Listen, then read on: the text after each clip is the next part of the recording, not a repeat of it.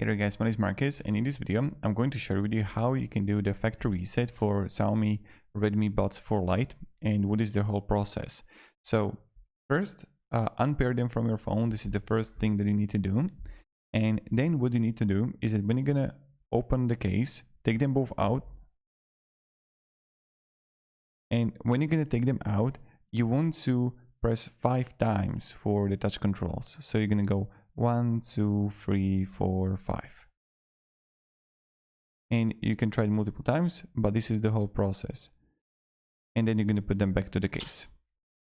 And that's how you're gonna factory reset. And then you're gonna do it. So if you're gonna have any questions,